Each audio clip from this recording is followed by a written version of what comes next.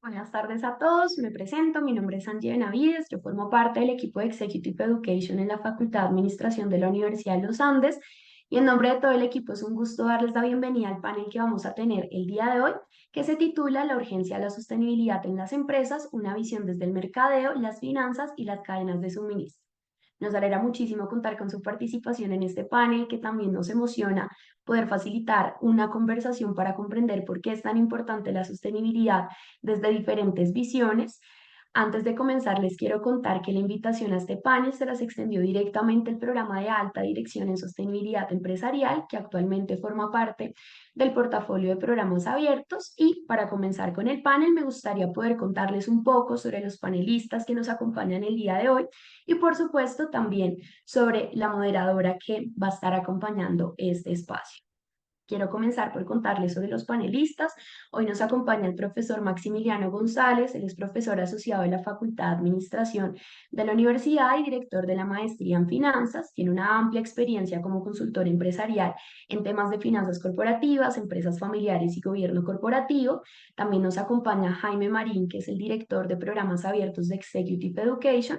Él cuenta con experiencia de más de 10 años en el campo de marketing. Y finalmente nos acompaña el profesor Juan Pablo Soto, que es el vicedecano de Relaciones Corporativas de la Facultad de Administración, y entre sus áreas de investigación destacan temas como logística retail, logística y cadena de suministro de bucle cerrado y logística verde e inversa.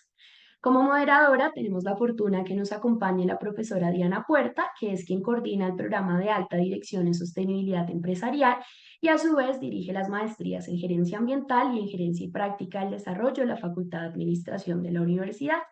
Dicho esto, ya dejo de compartir mi pantalla para que podamos disfrutar del panel que vamos a experimentar el día de hoy. Muchas gracias, Angie. Les doy la bienvenida y les saludo a todos y todas en esta conversación que consideramos que es urgente, y así les hemos convocado también a los panelistas, a nuestro vicedecano Juan Pablo Soto, los profesores Maximiliano González y Jaime Marín. Si están aquí, estamos convencidos de que saben el sentido de urgencia que pues nos convoca a hacer una reflexión sobre asuntos importantes y concretos acerca de la sostenibilidad. 6 de las 9 señales de vida de los límites ambientales planetarios están en riesgo. 2 de ellos realmente complejos en su dimensión e impacto. Estoy hablando del cambio del clima y estoy hablando de la pérdida de biodiversidad. Y frente a eso tenemos que tomar acción. Las empresas son, sin duda alguna, un actor clave. Pero eventualmente pensamos que la sostenibilidad es algo que no tiene que ver con nosotros, que no va a impactar nuestras cadenas de suministro, no va a impactar en nuestros consumidores y su toma de decisiones, en los mercados de inversionistas, de talento humano, en fin. Pero realmente nos convoca desde las empresas pequeñas, los emprendimientos, hasta las empresas medianas y grandes están llamadas a la acción. Es por ello que trajimos esta breve conversación, que además es un marco para presentarles el programa de alta dirección en sostenibilidad. Fortalecer nuestras capacidades para la toma de decisiones es crítico, y vamos a hablar puntualmente en el ámbito de cadenas de suministro, puntualmente en el ámbito de finanzas y de mercadeo. ¿Esto cómo impacta? Es decir, ¿realmente esto es un costo que pareciera algo suntuoso, que podemos prescindir de él? ¿O realmente lo debemos, lo podemos hacer? Y si no, nos quedamos rezagados, inclusive pensando en el sentido de sostenibilidad empresarial en el tiempo, si realmente tomamos esta decisión o no, es una opción para permanecer vigentes como compañías. Entonces quisiera empezar preguntando a Juan Pablo Soto, ¿qué impactos tiene la apuesta por la sostenibilidad en la cadena de suministro? Y si nos puedes dar un ejemplo, por favor, para hablar de esos impactos en una empresa grande, en una pequeña, mediana y en un emprendimiento. Juan Pablo. Hola Diana, pues muy buenas tardes, también un saludo especial a Maximiliano, Jaime, qué gusto poder estar aquí, y también pues un saludo a todos los que nos acompañan en la noche de hoy. Diana, antes de contestarte, debo decirte que yo sí soy un convencido de que no existe en este momento otra forma de hacer negocios si no es incorporando la sostenibilidad. Yo creo que el mundo está urgido, como tú lo mencionas, y es una necesidad. Y todos dentro de las diferentes organizaciones debemos plantearnos muchas veces, y creo que a lo largo del panel vamos a ir dialogando sobre eso, pero muchas veces simplemente desde la misma concepción mental, medición de impactos y la forma en que hacemos, pero luego sí transformando en prácticas que de verdad nos ayuden a mantenernos y a seguir sobreviviendo como raza humana, porque eso es lo que está, digamos, en juego en este momento.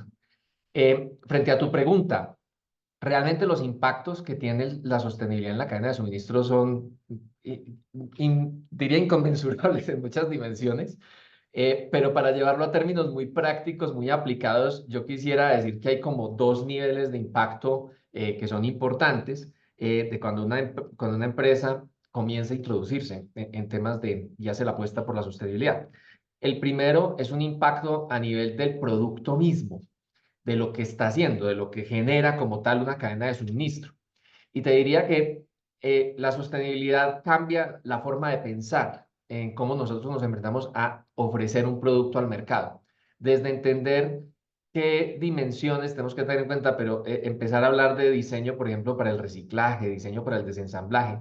No se puede hacer nada cuando al final de la cadena de suministro, cuando ya se utilizó el producto y hubo un postconsumo o está ya el residuo del producto, pues a ver qué hacemos con él, que es lo que nos pasa muchas veces hoy en día, sino que eso se tiene que planear desde el inicio.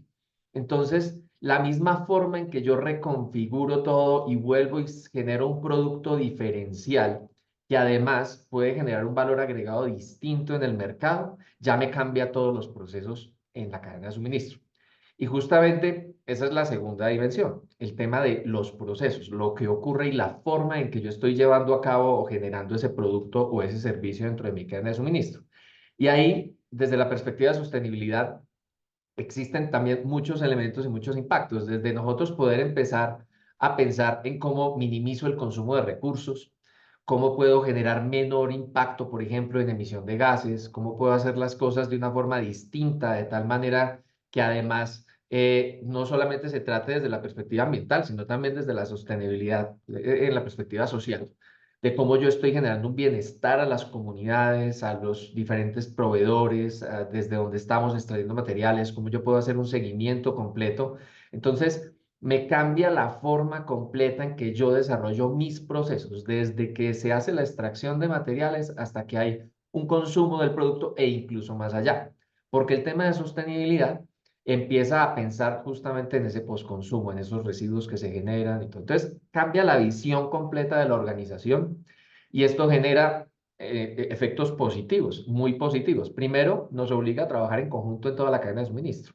Yo no debo estar planteando únicamente yo como empresa individual aislada, sino que empiezo a desarrollar procesos de trabajo conjunto con los proveedores, empiezo a mirar cómo realmente, de dónde están saliendo las materias primas. Ahora la Unión Europea está agudizando todo el tema de legislación. El próximo año ya no se van a poder comercializar productos en la Unión Europea si no tiene una trazabilidad hasta la materia prima última, entonces nos exige manejar mejor la información. Asimismo, nos permite en esa generación o en ese trabajo con los proveedores generar más innovación, buscar alternativas distintas. Es una fuente de diferenciación que se puede convertir también en un mejor precio, en estar trabajando más, digamos, por tener un producto mucho más, que haga más sentido dentro de la oferta de valor y dentro de los segmentos de mercado que estamos atendiendo.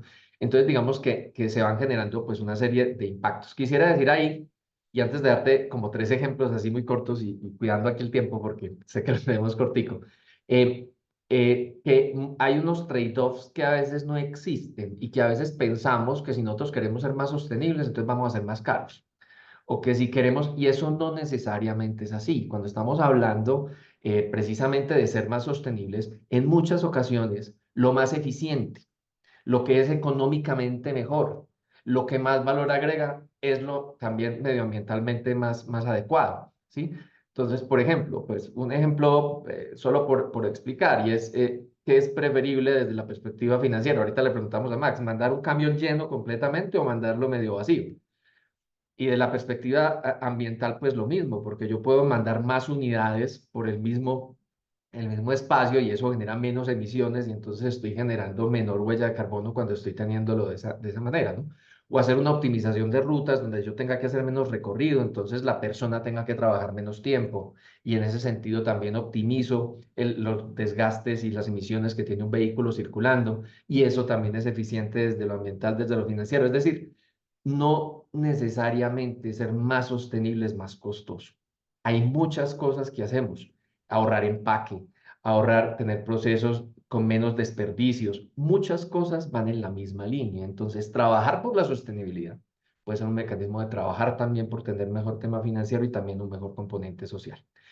Hay ejemplos, y te quiero mencionar así muy rápidos, de grandes empresas. Por ejemplo, Natura es un ejemplo de una empresa grande, muy buena, que desde su concepción de cosméticos y trabajo ha estado haciendo unos esfuerzos grandes por alinearse con todo el tema de sostenibilidad.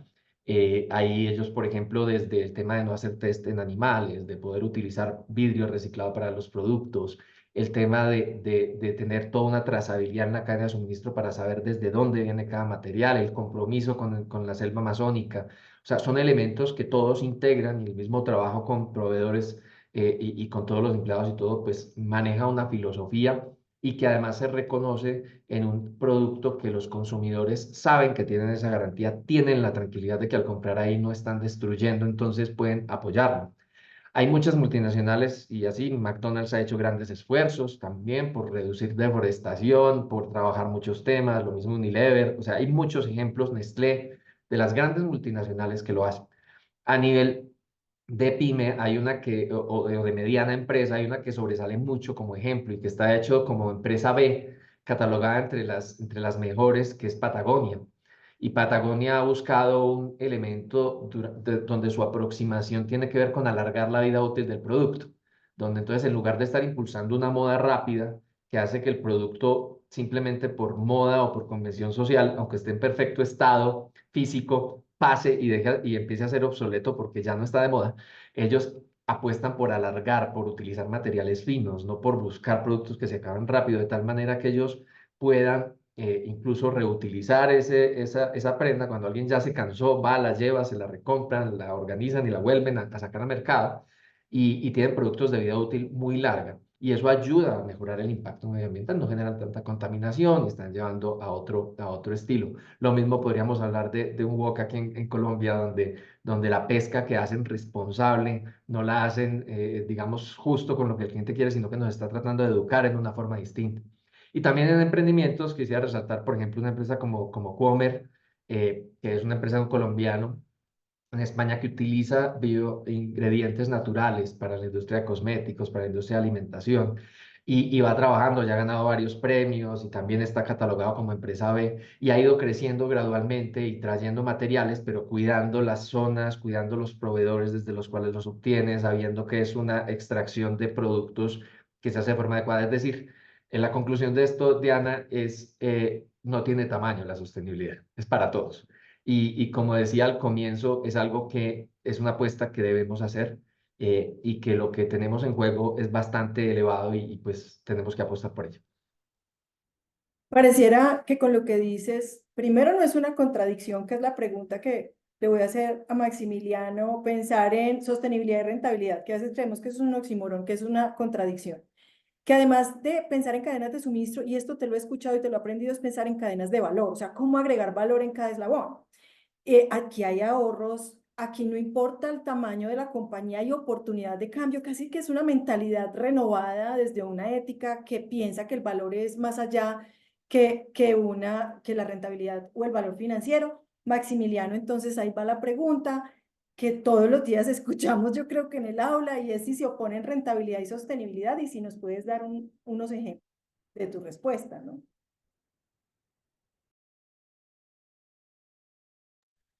Ojalá no se opongan, ¿no? Porque si no estamos ahí en problemas. Y no, yo creo que el modelo, digamos, de negocio es un nuevo modelo de negocio, donde la rentabilidad, cuando la pensamos no solamente en la rentabilidad contable, sino en la verdadera generación de valor, ahorita es imposible hacerlo. Yo estoy ahí de acuerdo con Juan Pablo, si no tenemos la sostenibilidad como una prioridad, ¿no? Y yo me imagino un bus, ¿no? Que va pasando. Ese bus se llama el bus de la sostenibilidad, ¿no? Entonces ahorita la empresa ve que va pasando el bus, ¿no? Lo para, y hay algunas empresas que se pueden montar en ese bus, ¿no? Con, con todos los esfuerzos que eso implica. Pero todavía hay puesto, ¿no? Se puede inclusive hasta ir cómodo en el bus, puede empezar a adoptar mejores prácticas, puede empezar a meterse en esta idea de este nuevo modelo de negocio. El problema es que hay muchas empresas que ven pasando el bus, ¿no?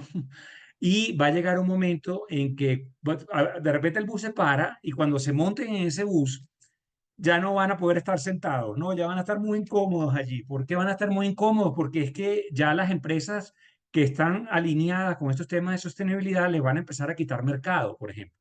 Bien, hasta que va a llegar un momento en que ya el bus ya ni siquiera se para, ¿no? Ya el bus pasó, ¿no? Entonces, en términos de esa urgencia, yo sí he visto, yo también participo en el Centro Regional de Finanzas Sostenibles y que cada vez más hay empresas que están conscientes de eso, ¿sí? Cada vez más hay gente que dice, este mundo es un mundo nuevo, este es un mundo que aunque seamos líderes del mercado hoy, eso no quiere decir que vamos a ser líderes del mercado en 5 años, ¿no? Y entonces yo siento que este nuevo modelo de negocio tiene que ser un modelo que genere valor, ¿no? Por eso te decía, ojalá que no haya esa riña entre la renta, aunque a mí no me gusta mucho utilizar la palabra rentabilidad porque una empresa puede ser rentable y puede estar destruyendo valor, ¿no? A mí me gusta más el concepto de generación de valor, que ese es un concepto que está más alineado con estos temas de sostenibilidad. Aquí el bus, ese que les comentaba antes, también hay veces que hay un bus para empresas grandes, ¿no? O sea, empresas grandes, no sé, Ecopetrol, Bancolombia, es decir, grandes jugadores, digamos, en la economía, donde muchas de ellas, debo decir, que ya están metidas en este bus, o sea, ya están montadas en el bus. Muchas de ellas, por ejemplo, el impacto de su reputación ya se observa en un mayor crecimiento, una mayor valoración de sus acciones. Empresas grandes, empresas que cotizan en bolsa. Inclusive a nivel latinoamericano, en un estudio que hicimos en el centro de empresas de la industria más, con peor reputación, que es el mining y el oil and gas, o sea, las industrias extractivas que tienen ahorita, pues, obviamente muy mala reputación en términos de sostenibilidad, y aquellas empresas que mandaron la señal que estoy conectado, estoy alineado con estos temas de sostenibilidad, por ejemplo, emitiendo bonos temáticos, bonos verdes, bonos sociales, etcétera, la reacción en el precio de la acción fue muy positiva. Entonces, esos costos, que sí los hay, y eso sí hay que también decirlo, este proceso de migrar hacia un modelo de negocio sostenible es costoso, se requieren grandes inversiones, etcétera. Para estas grandes empresas, ese impacto reputacional pues se ve compensado porque están mandando una señal al mercado y el mercado la está recompensando, valorando mejor su empresa. Claro, y eso empieza a generarse una especie de círculo virtuoso, ¿no? ¿No? ¿Por qué? Porque ahorita, sobre todo las nuevas generaciones, bueno, nosotros que estamos en la Universidad de los Andes, lo vemos todos los días, estos chicos no quieren trabajar en empresas que no sean sostenibles. Los mejores estudiantes inclusive pueden decidir aceptar un trabajo donde van a ganar un sueldo menor, pero que se sienten motivados para, sobre todo porque es una empresa que está alineada a los temas sociales, a los temas ambientales, etcétera. Entonces, estas empresas también tienen allí un foco para atraer un talento importante. Bueno, y al final, la generación de valor, ¿quién la hace? Pues lo hacen el talento, la gente, ¿no? Al final del día.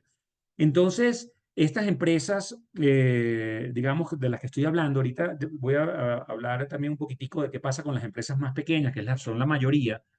Estas empresas, por ejemplo, ahora tienen una visibilidad mayor para los grandes fondos de inversión internacionales, ¿no? Un BlackRock, por ejemplo. Un BlackRock ahorita no invierte en empresas que no estén alineadas de forma clara, medibles, con los temas de sostenibilidad. Entonces, claro, la empresa que no se ha montado en el bus todavía, pues estos inversionistas empiezan a desecharla. Y de hecho, algunos de los criterios de selección de inversiones de estos grandes fondos internacionales, uno de ellos es la alineación de las empresas en los temas de sostenibilidad. Entonces, esto es algo, digamos, que ya es, yo creo que ya no se va a detener, ¿no? Esto es algo que todas las empresas se tienen que meter allí. Ahora, esto es el universo, digamos, de las empresas grandes, ¿no?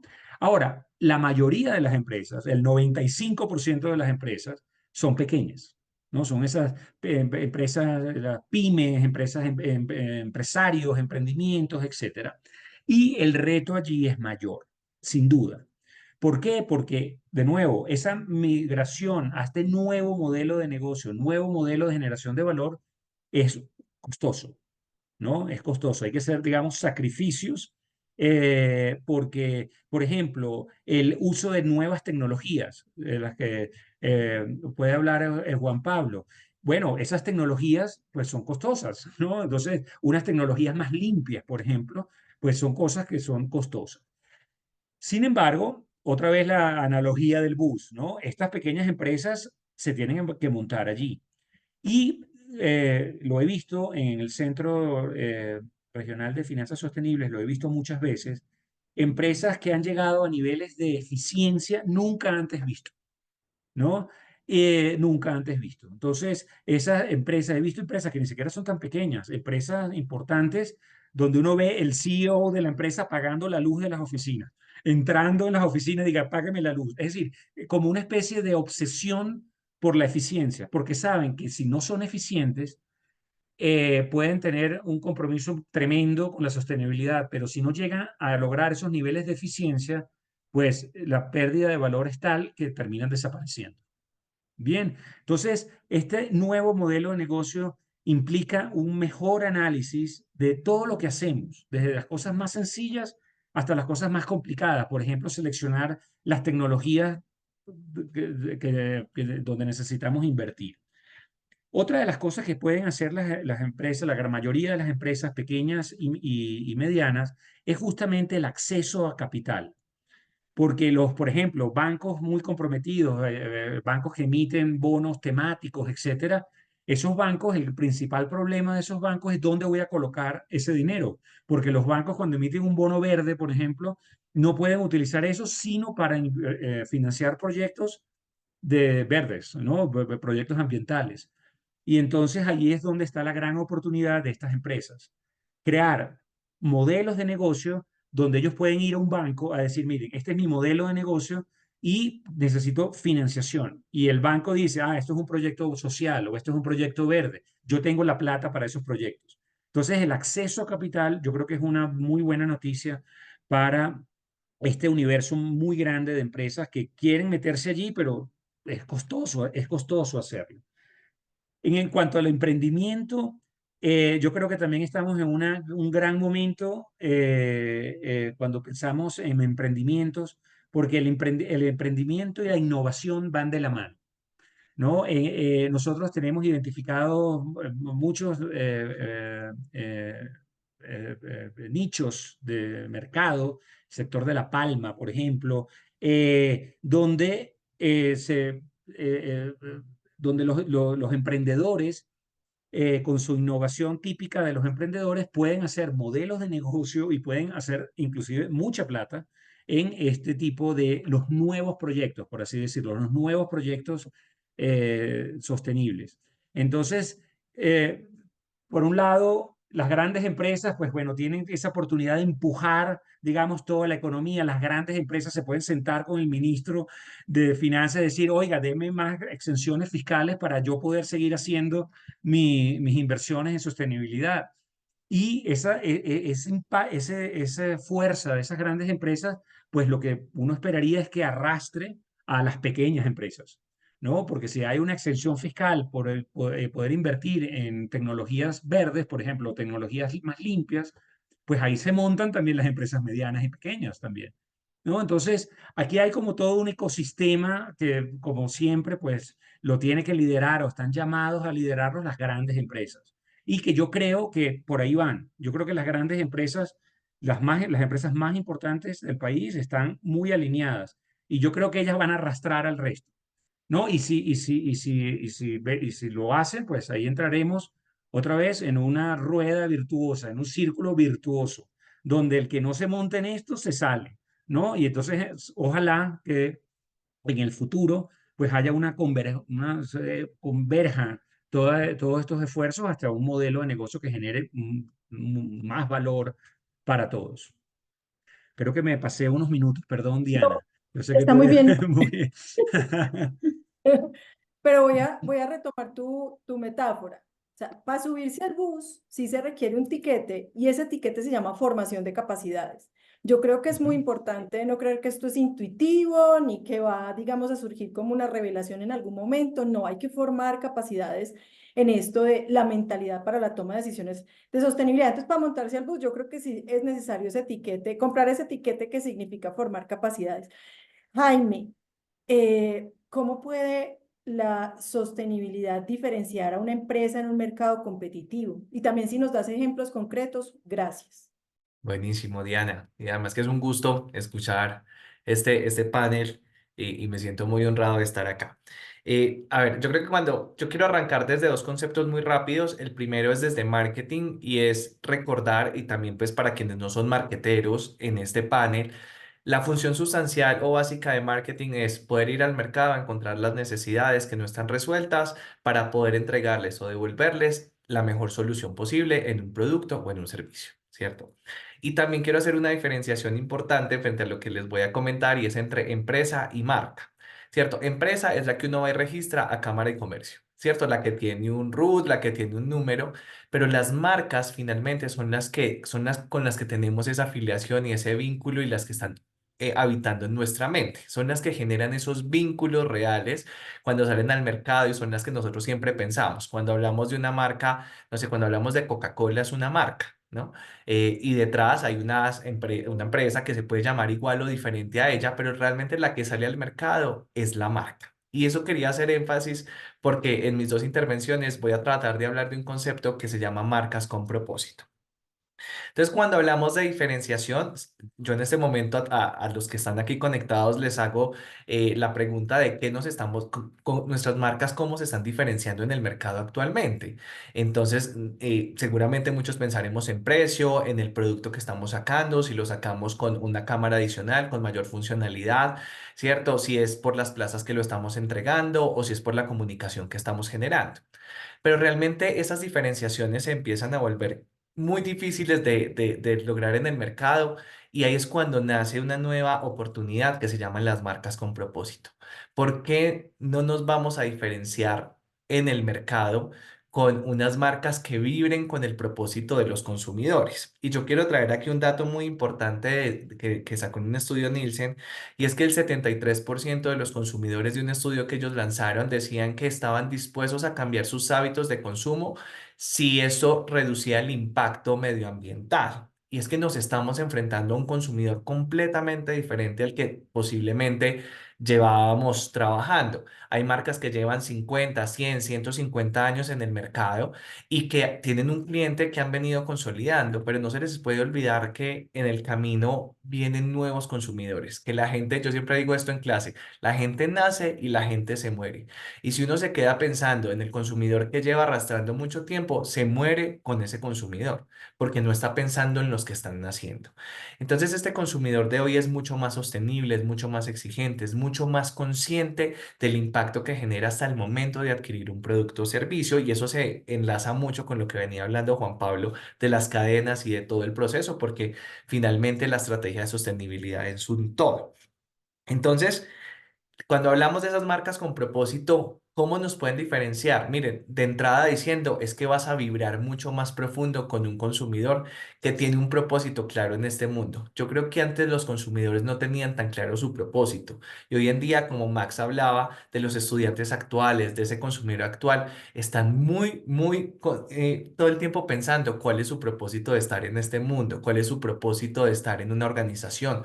¿Cuál es el propósito de comprar algo, de adquirir algo? Siempre están pensando en el para qué están haciendo esto y cuando encuentran una marca que está vibrando con ese mismo propósito, con esa misma razón por la cual actúan, toman decisiones, pues generan un vínculo que genera una diferenciación posiblemente mayor que sencillamente bajar el precio frente a mi competencia. Yo aquí quiero traer dos tipos de marcas con propósito, las que nacen y las que se transforman. Y aquí voy a traer los ejemplos. Quiero empezar con las que nacen. Hay marcas que ya nacen así, que están pensando y son conscientes ya sea del medio ambiente, del impacto social, ¿cierto? De cualquiera de los frentes que involucra la sostenibilidad. Y ahí está, por ejemplo, Crepes and Waffle.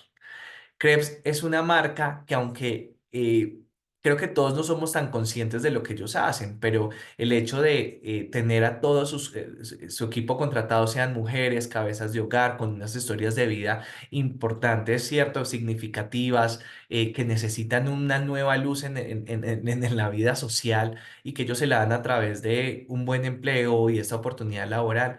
Eso es ser una marca sostenible. Eso es ser una marca con propósito. Y créanme que si uno tiene la oportunidad de elegir en otra marca que sea muy parecida a Crepes, pero tú estás consciente de que esta está apoyando a este grupo de mujeres, es muy probable que tu decisión a la hora de elegir entre las dos te incite a que llegues a esta que los escoja por encima de otra. Hay un emprendimiento que se llama CAFA, que lo pueden buscar. Y es un emprendimiento de café y lo que ellos hacen es ir a buscar agricultores de café, o sea, el raso, ¿cierto? O sea, el que está en la finca haciendo y escogiendo el café y van buscándolo por diferentes departamentos y le compran a buen precio, a mucho mejor precio que de pronto las grandes superficies o a los grandes productores. Y lo que hacen es, pues, ya sacar el café al mercado y lo más bonito es que cuando uno compra el café, sale la historia del caficultor que lo estaba haciendo, en dónde se encuentra y eso realmente genera un diferencial. Y miren que estamos hablando de un emprendimiento en el que pues se está buscando un diferencial. Y ya para cerrar, las que se transforman y traje dos ejemplos del sector del entretenimiento, servicios, a veces dice yo no estoy tan metido en el cuento de la sostenibilidad, no es tan tangible, pues aquí les traigo dos ejemplos. El primero se llama Cine Colombia. Cine Colombia lanzó hace algunos años atrás Ruta 90 y aunque creo que todos lo conocemos, es una marca que ha venido incorporando este atributo a sus atributos de marca, ¿cierto? La sostenibilidad. Y esto lo digo porque justo el semestre pasado que cerramos el curso de estrategia de marca en la maestría en mercadeo, uno de los grupos trabajó Cine Colombia. Y cuando hicieron el ejercicio de valor capital de marca, Ruta 90 y sostenibilidad empieza a aparecer como un atributo de marca sin necesidad de perder el entretenimiento, la diversión, lo que puede entregar una marca de cine, pero están incorporando la sostenibilidad y es un trabajo que ha venido impactando a la sociedad colombiana, a los municipios de una manera muy poderosa. Y la segunda es Disney. Esta ya como una marca global que se preocupa de manera regional también por tener impacto social. Cuando salió Encanto en Colombia, ellos decidieron hacer unas inversiones en cultura para jóvenes. Y miren que lo bonito de esto, entonces a través de otras fundaciones como Batuta, Fundación Éxito, ¿cierto? Con diferentes fundaciones lograron impactar a comunidades de jóvenes vulnerables para que a través de la cultura generaran unas transformaciones sociales. Y eso es muy poderoso de las marcas, pero yo solo quiero cerrar diciéndoles algo y es que estos ejemplos no hacen por hacer. La sostenibilidad desde las marcas no es, ay, entonces yo hago esto, entonces reciclo. No, tienen que estar alineadas con su core de negocio, tienen que estar realmente estratégicamente conectadas con su esencia y con su core. Y miren que estos cuatro ejemplos están muy relacionados con lo que ellos son. Disney, por ejemplo, es entretenimiento, es cultura e impacta en cultura. No está diciendo, entonces por esto yo voy a ir a hacer una recolección de basura en la playa, que estaría bien. Pero cuando generamos marcas con propósito y ese diferencial, tienen que estar conectadas con su esencia, con su core y con lo que realmente la gente conoce de ellas. No, muy bien. Yo no sabía eso de Disney, muy interesante como lo que nos cuentas en casos concretos de veras. Y viene una pregunta muy concreta porque esto se trata de una conversación urgente con herramientas que nos permitan a todos poner, digamos, en marcha esto de la sostenibilidad, subirnos al bus. A mí me voy a apropiar de esa metáfora, Maximiliano. Y la pregunta va para ti y es, tres beneficios financieros tangibles de incorporar la sostenibilidad en las operaciones. El primer beneficio, diría yo, es tu viabilidad en el largo plazo, ¿no? Porque de lo contrario, como te decía anteriormente, pues no vas a poder subsistir porque te van a quitar el mercado, porque la gente no va a querer comprar tus productos. Entonces, sin embargo, hay un beneficio tangible que es el tema del reputacional, por así decirlo. Aquí conecto con lo que estaba diciendo Jaime. Eh, hay, hay veces que cuando nosotros estamos viendo el impacto positivo o negativo de nuestras decisiones a nivel empresarial, siempre o muchas veces nos enfocamos en temas contables. ¿Cómo va a impactar eso mi EBITDA? ¿O cómo va a impactar eso mi participación de mercado? Es decir, nos olvidamos que el verdadero valor no es contable. El verdadero valor es la generación de valor. Tiene que ver con lo que la gente está dispuesta a pagar por nuestros productos. ¿No? Entonces, cuando uno entiende eso, puede darse el caso que contablemente, por ejemplo, el hacer una inversión de paneles solares, por ejemplo, que de repente puede ser más costosa o puede ser muy costosa, sobre todo cuando estamos pensando en empresas, quizás no de las grandes empresas, sino más bien las empresas medianas. Y cuando uno lo mira desde el punto de vista contable, esto de repente dice, bueno, esto no tiene sentido. Pero el problema es que el valor no es contable. Por eso es que yo te decía que a mí me gusta más hablar en términos de generación de valor que en términos de rentabilidad. Porque la rentabilidad es un término contable. Generación de valor, por cierto, es riqueza tangible. Es, en otras palabras, plata en el bolsillo, ¿no? Si lo queremos ver en esos términos.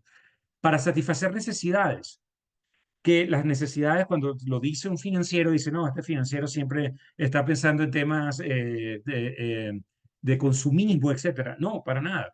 Inclusive, si yo tengo una necesidad, por ejemplo, de ayudar a alguien, ¿no? Para poder ayudarlo, tengo que poner la mano en mi bolsillo y sacar el dinero requerido para poder ayudarle, ¿no? Pues eso también pasa a nivel de empresa, pero cuando estamos hablando de rentabilidad, esa rentabilidad no es, digamos, plata en el bolsillo. La plata en el bolsillo es el valor, es el valor. Entonces, cuando yo puedo utilizar ese verdadero valor para impulsar estas iniciativas sociales, ambientales, etcétera, eso se va a devolver vía reputación. ¿No? Te doy un ejemplo, y creo que Juan lo comentó un poco antes. Hay ahorita mercados, los mercados europeos es un ejemplo, ¿no? Que no puedes entrar en esos mercados si tú no tienes claro cuál es tu verdadero compromiso de la sostenibilidad. Y ahí no es simplemente decir, no, yo estoy muy comprometido con la sostenibilidad, no, muéstrame cómo muéstrame evidencias para que yo te pueda creer de eso, ¿no? Sin embargo, eso no necesariamente es para aquellas empresas que quieren exportar a Europa. Tengo el caso del papá de una amiga mía que resulta que el señor tiene una ferretería, ¿no? Y de repente le llega de un proveedor de las cosas que vende en la ferretería, donde tenía que hacer un cuestionario enorme, menos mal que su hija pues, entiende estos temas de sostenibilidad, un cuestionario súper complicado, porque esa empresa, no sé exactamente cuál era la empresa, todos sus proveedores tienen que tener una clasificación en términos de su compromiso con la sostenibilidad. Y en palabras rápidas, le dijeron, llene ese cuestionario y si usted no está comprometido, lamentablemente no le voy a poder seguir vendiendo las herramientas que vende su ferretería. Entonces, no hay que esperar solamente para aquella gran empresa que quiere exportar a Europa. No, ahorita ya lo estamos viviendo, ahorita, en este momento. ¿No? Entonces, de nuevo, el beneficio es un beneficio que hay que generar, digamos, valor. Y ya ahora estamos conscientes de eso. Antes no estábamos conscientes, ahora estamos conscientes de eso. Y ahí es donde, por ejemplo, otro beneficio, Diana, concreto, es la búsqueda de las eficiencias, que Juan Pablo lo comentó al principio. Ahorita, yo en las empresas que visito, ahorita estoy, por ejemplo, en una empresa farmacéutica dando un curso de otras cosas, y es increíble lo que hacen. Primero que todo, tienen una oficina en un edificio certificado como sostenible. Y eso no es porque, ay, no, es que el arriendo era más barato. No, lo más probable es que el arriendo no era el más barato. Pero esa es una forma de ellos de decir, no, mis oficinas van a estar en un edificio sostenible, por ejemplo. Entonces, como te digo, hay muchos ejemplos que al final del día buscan generar la mayor cantidad de valor. Muchas gracias, Maximiliano. Jaime, tres maneras en las que influye la sostenibilidad en la consolidación de marcas poderosas o con propósito. Súper, entonces cuando hablamos de marcas poderosas, son esas marcas que uno siempre sueña con ser, ¿cierto? No dice esa marca que es grandísima, que siempre está presente en la mente del consumidor y sin duda un camino hoy en día es ser una marca con propósito para consolidar un valor capital de marca muy poderoso. Max empezó a tratar temas también desde ahí y me encanta saber que hoy tenemos una conversación entre financiero y marketing que se están entendiendo, que eso no sucede mucho en las organizaciones. Pero lo interesante de esto, digamos, de estos tres frentes que te voy a comentar, es que todos están alineados en eso, en generarle cada vez mayor valor desde la marca claramente a la organización. Entonces, lo primero es la lealtad que se consolida con marcas con propósito. Porque cuando tú logras conectar de manera profunda con alguna marca, eso no es fácil de derrumbar cuando llega otra al mercado o tienes más. Y esto es un ejercicio que pueden hacer todos ustedes. Piensen en este momento, una marca que yo amo, porque es que uno ama las marcas. El mejor trabajo, la mejor manera de pensar en las marcas es que son personas, porque las relaciones y los vínculos que generamos con las marcas es como si fueran de personas. Uno las quiere, uno las odia, uno las desprecia, uno las tiene en cuenta, uno ni las llama. Y eso son las marcas. Entonces, cuando logras generar estos vínculos, que normalmente los hemos llamado fidelización, ahora yo diría que es más casi una afiliación desde el propósito, porque es el propósito de la marca con mi propósito como persona.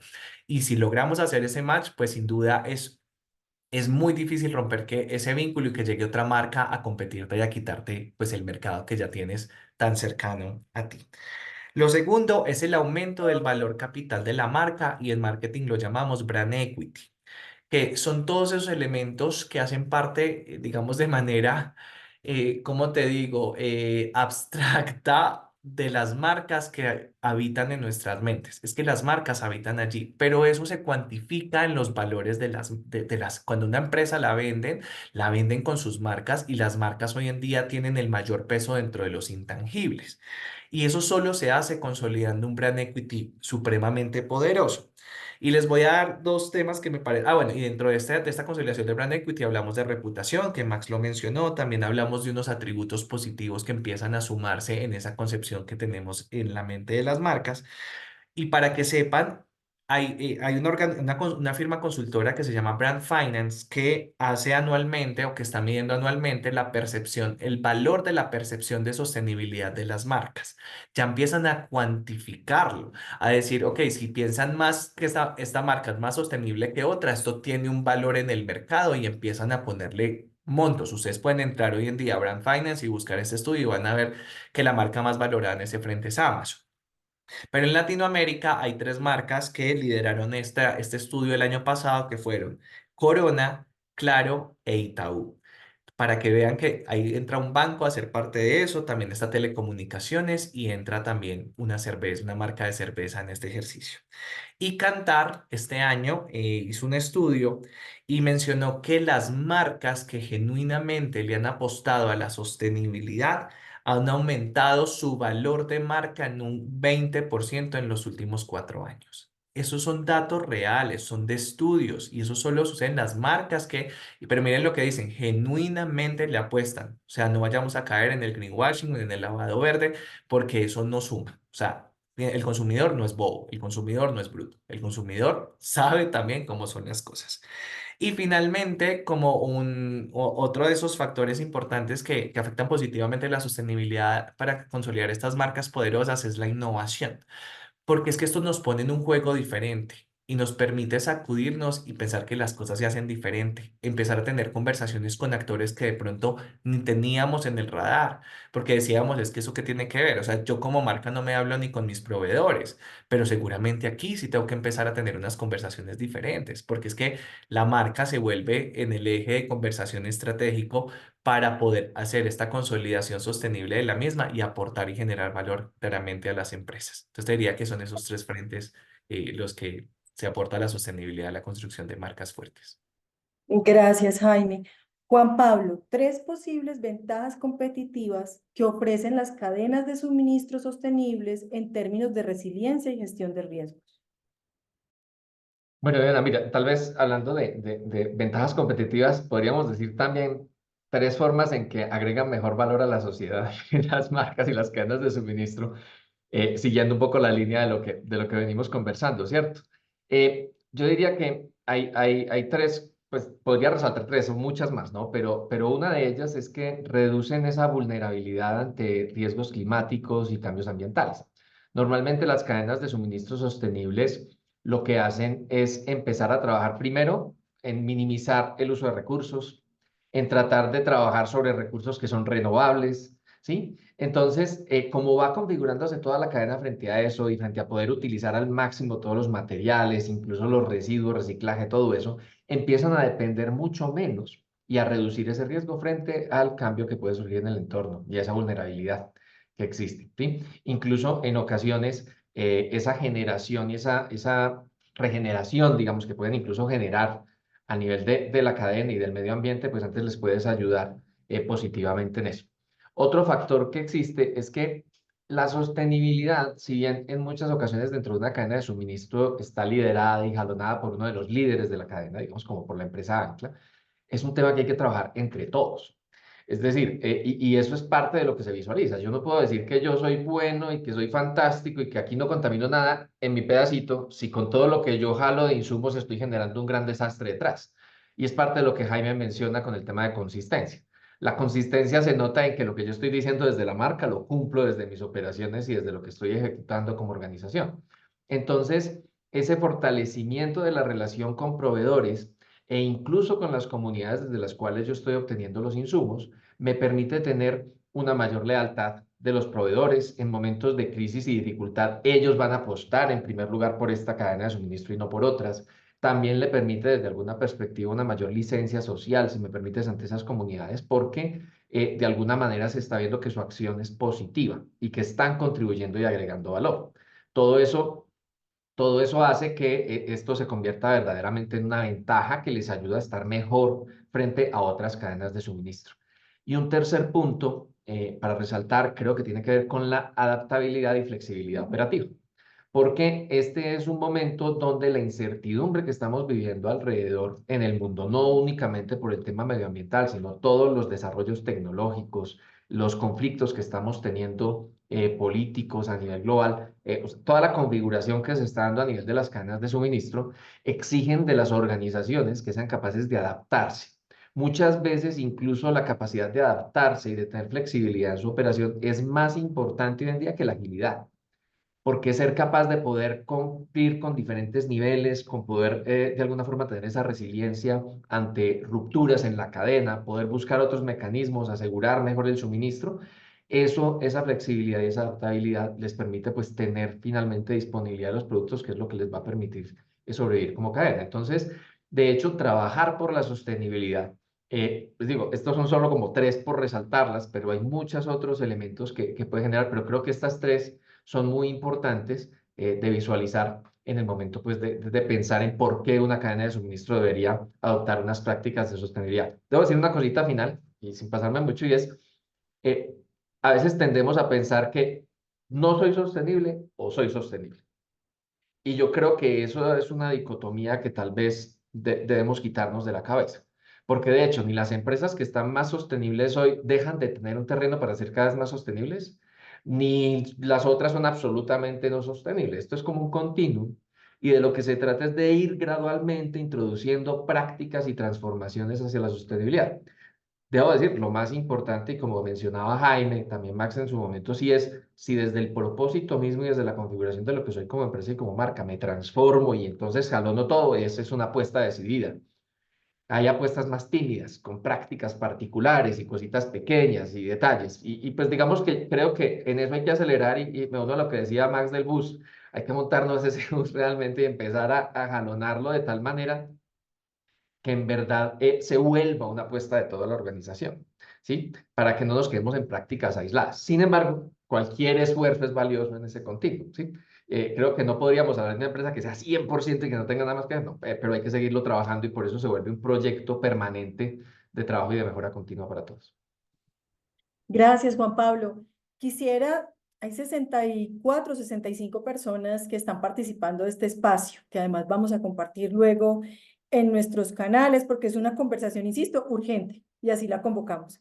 No sé si tengan preguntas, creo que es una reflexión de un bus muy exigente, porque el desarrollo sostenible finalmente es que todos estemos bien hoy, sin sacrificar las capacidades de las futuras generaciones también para su bienestar. Entonces, esto se trata de ética intergeneracional, se trata de una forma, una perspectiva de hacer negocios. Darle ese excelente espacio de reflexión. Yo me uno, Darle, he aprendido montones, pero aquí hay una mano levantada. Qué bien, qué gusto. Yasmín, te Sí, señora, muy escuchamos. buenas noches a ti, a todos, mil gracias por los panelistas. Yo trabajo en un banco y quisiera preguntarles a los panelistas, eh, si fuesen gerentes de empresas, que seguramente lo son y asesoran empresas, ¿qué les haría conexión con la marca de un banco como empresario? Muchas gracias. Yo creo, Jaime, sí, estamos hablando de marca. Esas preguntas son muy complejas. Preguntas son complejas, Jasmine, pero bueno, miren, por ejemplo, aquí Yolanda pone educación financiera y creo que parte mucho, mejor dicho, caminos hay muchos para hacerlo. Creo que Diana nos había preparado una pregunta final y ahí puede estar metido parte de esto. ¿Qué más? Lo primero es entender el propósito de la organización, ¿cierto? Y el propósito que la marca tiene para llevar al mercado. Yo siento que eso es lo primero que hay que hacer y la conexión. A ver, las marcas de bancos tienden a tener las mayores desconexiones con el público objetivo.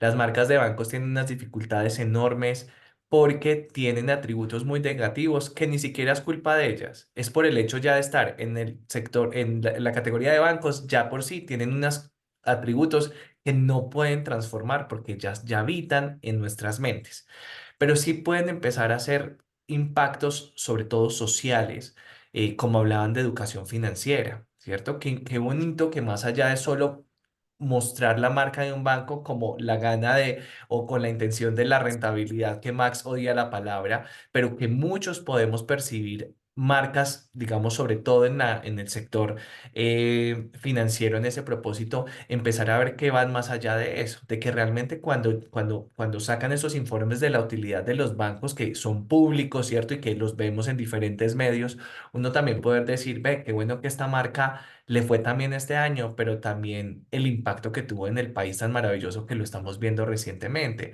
o la cantidad de personas que impactaron para que sepan cómo usar una cuenta de ahorros o cómo hacer ahorro para su vida o en finanzas personales. Yo creo que hay muchos caminos para hacerlo y miren que nos mantenemos en el core.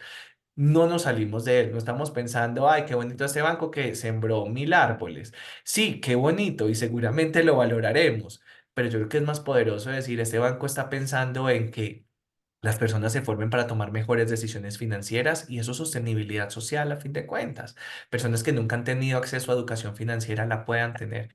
Entonces, Yasmith, pues aquí solo pongo una idea, tomando también a alguien que compartió en el chat, pero la invitación es que pensemos qué nos puede mover más como marca, más allá de solo pensar en el lucro, que sigue siendo importante, que hay que ser sostenibles financieramente, pero también decir no crezcamos por crecer, sino crezcamos porque tenemos más allá un propósito de impactar y construir una mejor sociedad, un medio ambiente, entre otros.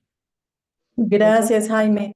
Vamos a escuchar una pregunta adicional porque igual es una hora este espacio y también invitarlos a eso. El tiquete para el bus significa formar capacidades y escuchar en un rato pues nuestro programa de alta dirección en sostenibilidad, entre otra oferta de una facultad de administración que tiene por misión el desarrollo sostenible. Entonces, Luis Felipe, y créanme que los estoy leyendo acá y espero por chat en el entretanto poder responder algunas de estas preguntas que formulan. Luis Felipe, te escuchamos.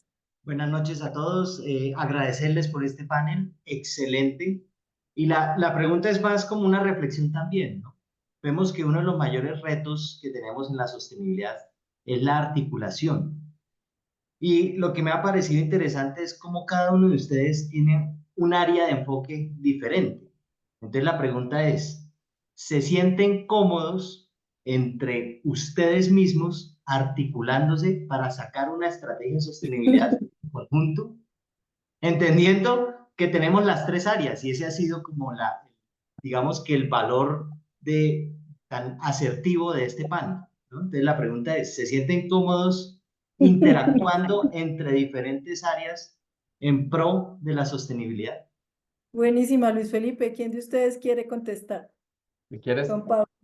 sí, yo puedo decirte una cosa, Luis Felipe, y gracias por la pregunta muy interesante. Mira, yo creo que uno de los grandes errores que hemos tenido a nivel empresarial siempre es vernos por funciones, como aislados de la organización, y pensar que es más importante la función que la organización en sí misma. Yo te digo, me siento absolutamente cómodo de trabajar con el tema financiero, de mercadeo, todo, y desde Supply, por una razón, todos buscamos lo mismo.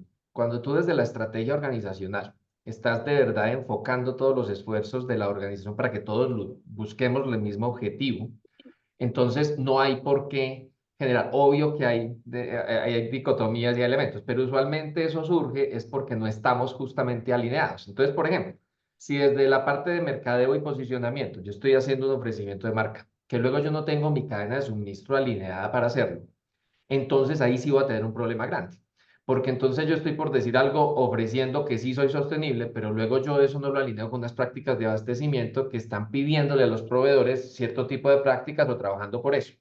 Y entonces seguramente eso posiblemente, si desde el área de abastecimiento mi medida no está tanto en la sostenibilidad, sino solamente en el costo.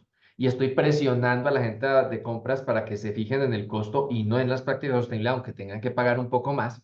Eso va a ocasionar que haya esa dicotomía. ¿En qué afecta eso? Puede que en el corto plazo tengamos algún flujo de caja mayor, pero como decía Jaime, el consumidor no es bobo y pensar en ese valor agregado y de esas finanzas en el largo plazo se va a deteriorar la organización.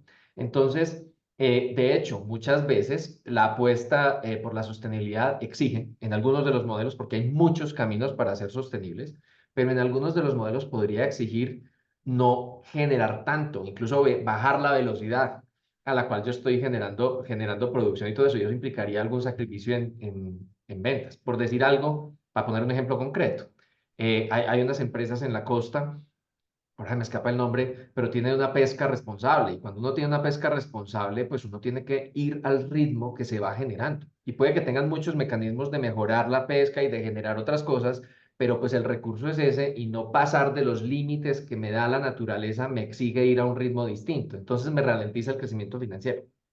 Yo tengo que estar alineado como empresa para hacerlo. Entonces, realmente creo que aquí hay un llamado y la sostenibilidad es una buena excusa y un buen elemento para hacerlo, y es para que nos alineemos todos frente a ese propósito y frente a esa búsqueda de que lo que estamos diciendo en posicionamiento sea consistente con la operación que estamos buscando y a su vez eso me genere los rendimientos financieros que por supuesto también son muy importantes como base para poder tener la sostenibilidad del negocio. Gracias, Juan Sí, Pablo. ¿Saben cuándo hay incomodidad? Cuando no tenemos, digamos, la sostenibilidad en la mentalidad de cada una de las disciplinas y de los roles. Por eso es tan importante considerar cómo podemos fortalecer nuestras capacidades para incidir en la transformación de una organización. Entonces, Juan Pablo es un experto en el tema de cadenas de suministro, pero tiene, por supuesto, ese enfoque transversal de la sostenibilidad, al igual que Maximiliano, Jaime. Es muy importante formar capacidades en toda la organización, porque la tendencia que uno ve es que hay alguien como un director de sostenibilidad y solo él sabe el tema y le toca convencer a todo el mundo. Por eso es importante que todos se formen en estos temas. Yo les agradezco profundamente, Jaime, Maximiliano, Juan Pablo, por este espacio. Yo creo que yo quedé antojada de una segunda parte, una segunda versión. Yo creo que es un tema urgente que hay que volver a conversar sobre él. Han sido muy generosos con su tiempo y su explicación. Vamos a contarle a las personas que están allí de una de esas alternativas para ese etiquete de formación que es en alta dirección en sostenibilidad. Y pues nada, escuchemos entonces a Angie y feliz noche para ustedes. De verdad, muchas gracias. Muy interesante. Muchísimas gracias, profesora Diana, y muchísimas gracias a todos por el panel tan interesante que nos acaban de brindar. Dicho esto, ya como les comentaba la profesora Diana y como también mencioné un poquito al comienzo, la invitación a este panel se las extendió el programa de alta dirección en sostenibilidad empresarial. Les quiero contar brevemente un poquito más sobre la formación para que también tengan la oportunidad de conocerla y ojalá se animen también a acompañarnos y a confiar en esta opción. Entonces, quiero comenzar por unos detalles un poquito más logísticos. Contarles que este año tenemos prevista una cohorte en el mes de agosto, concretamente para comenzar el 23 de agosto, en modalidad semipresencial, por lo que si de pronto no residen en Bogotá, pero tienen la oportunidad de desplazarse para los bloques presenciales que vamos a tener en el programa, igual pueden acompañarnos. Es una formación un poco más extensa, tiene una duración de 182 horas y es un programa que busca ser un espacio para que altos directivos se puedan sentar a conversar sobre esas preocupaciones entre pares, por supuesto también acompañados del equipo docente y del contenido de cada uno de los bloques del programa, por lo que la formación tiene dos requisitos. Uno de ellos es tener mínimo 28 años y el otro es contar con una experiencia de 6 años de experiencia laboral en roles de jefatura, dirección, gerencia y vicepresidencia. Dicho esto, para contarles y aterrizar un poco más cuál es el propósito del programa, esta formación persigue particularmente tres objetivos. El primero de ellos es poder comprender cuál es esa relación que existe entre los negocios, la naturaleza y la sociedad, y comprenderlo sobre todo para saber cómo preparar las organizaciones que requiere el futuro. El segundo es diseñar rutas de transición hacia la sostenibilidad. Y el tercero es ser un espacio en el que se puedan abordar y hacer frente a sus desafíos y reconocerlos como una oportunidad de crecimiento sostenible y de creación de valor para los grupos de interés. Para lograr estos objetivos que les comento, el programa se articula alrededor de diferentes temáticas. No vamos a entrar en detalles sobre todas, pero aquí en pantalla ven algunas. Quiero sobre todo invitarles a tratar de ver rápidamente la diversidad de temas que tiene la formación. Tenemos un comienzo desde límites planetarios y ecodependencia empresarial, pasamos por temas de consumo y mercados sostenibles y de principios de economía circular. Y el programa, además de estos temas que ven en pantalla, también sigue con estas temáticas que estoy proyectando aquí. Tiene un bloque completo de habilidades para la sostenibilidad empresarial. Creemos firmemente que hay unas habilidades que es necesario fortalecer también para abordar estos temas de sostenibilidad en las organizaciones, como negociación, liderazgo, toma de decisiones, diversidad e inclusión, por lo que hay un bloque destinado de manera transversal para abordar estas habilidades. Y un tema del que sí me gustaría compartirles un poco más, que es la inversión. El programa, por supuesto, se articula alrededor de estos módulos, pero tiene como cierre una inmersión a la Amazonía colombiana, que es un espacio en el que realmente van a poder experimentar de manera muy práctica lo que se aborda a lo largo del programa y verlo en vivo y en directo para lograr afianzar de una manera mucho más cercana esos conocimientos que van a poder adquirir en esta formación y sobre todo conocimientos que no buscan ser teóricos, sino que buscan darles herramientas para que puedan aplicarlos en su realidad profesional, independientemente del sector, como lo vimos en este panel, en el que se encuentren en sus empresas. En este momento también les quiero compartir que tenemos una serie de descuentos habilitados por si están interesados en acompañarnos. Sigue habilitada la fecha por pronto pago de descuento hasta el 13 de julio. Hay descuentos si son egresados de la Universidad de los Andes o si se inscriben en grupos, bien sea de 3 o 4 personas o de 5 más personas. Paula Varela les compartió en el chat un mensajito en el que encuentran el formulario si desean compartirnos sus datos para que un asesor con todo el gusto los contacte, los acompañe en el proceso de resolución de cualquier duda o en el proceso de inscripción, o también encuentran nuestra línea directa si prefieren escribirnos. Sería un placer seguirnos encontrando en estas sesiones de la cohorte que comienza en agosto, que como les comenté coordina la profesora Diana Puerta y en la que van a encontrar un grupo sumamente interesante y enriquecedor de profesores, expertos en distintos temas, acompañando ese proceso de implementación y de lograr tener esas herramientas para aplicarlas en las organizaciones. Entonces, eso es un poquito lo que les quiero compartir hoy. Ojalá se animen a acompañarnos. No sé si la profesora Diana querría complementar algo más. No, me quedé como preocupada por el montón de preguntas interesantes que hay allí puestas que nos van a dar lugar seguramente a un siguiente panel. Les abrazo a todos y todas. Espero que tengan un feliz resto de noche. Esto es liderazgo con sentido. Eso se activa primero en nosotros como personas, conociendo, formando capacidades para poder realmente tomar acción. Gracias, Maximiliano, Juan Pablo, Jaime, muy inspirador, a ti, Angie, y pues nada, descansen.